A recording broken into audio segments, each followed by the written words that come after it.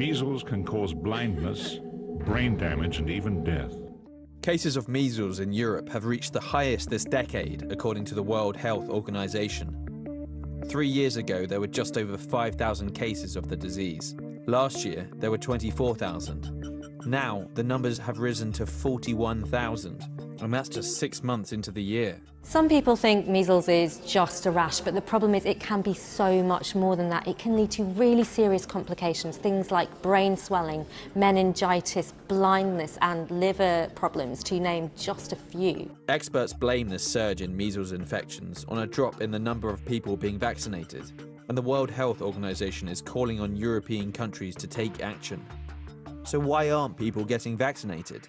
In some ways, vaccines may have become a victim of their own success. Because they're working so well, doing what they're supposed to do, maybe people aren't seeing the serious complications of things like measles anymore, and maybe then thinking, this isn't a serious disease, why would I need a vaccine? But that couldn't be further from the truth. Dr. Wakefield cares about our children! Another obstacle to vaccination is the anti-vaccine movement. Around for centuries, but bolstered in the late 90s when gastroenterologist Andrew Wakefield made a baseless and disproven link between the combined measles, mumps and rubella jab and autism.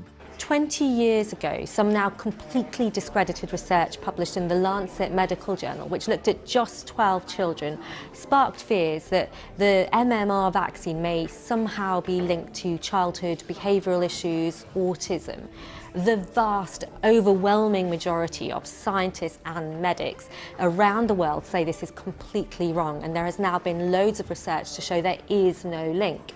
In fact, Andrew Wakefield was later struck off from the medical register, and the Lancet withdrew the study and said it shouldn't have been published. But it did add fuel to the anti-vaccination movement, and there are experts that say that because of this information, lots of children around the world were not vaccinated, and some got measles as a consequence. But the anti-vaccine movement is as old as, well, vaccines.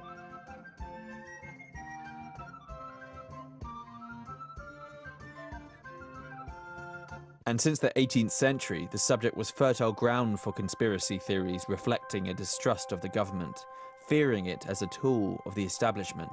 The problem is now that social media can spread this bit of misinformation more widely, more quickly, and public health experts are really worried that some parents may just be hearing these more sceptical voices and not hearing the important messages they're putting out, that vaccines can save lives, have been given safely to millions of children worldwide. The World Health Organization says the measles vaccine alone saved more than 20 million lives in the last 2 decades. No parent wants to expose their child to unnecessary danger.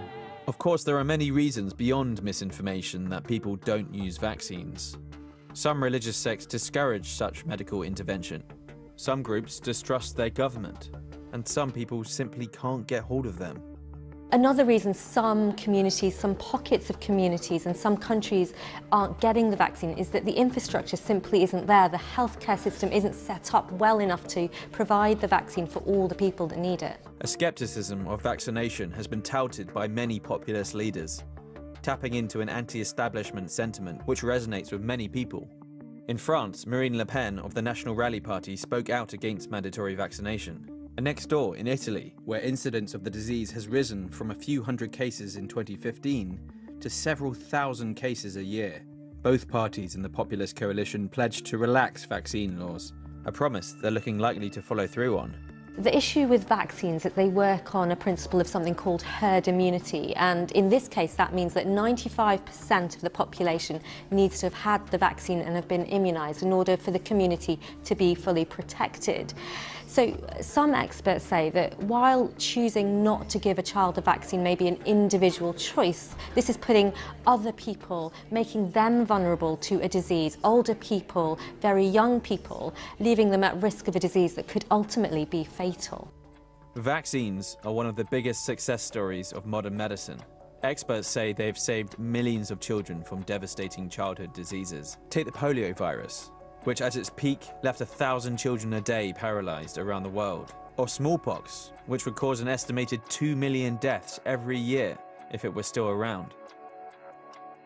37 people have already died from measles in the Europe region this year. That's 37 deaths that could have been prevented with a vaccine.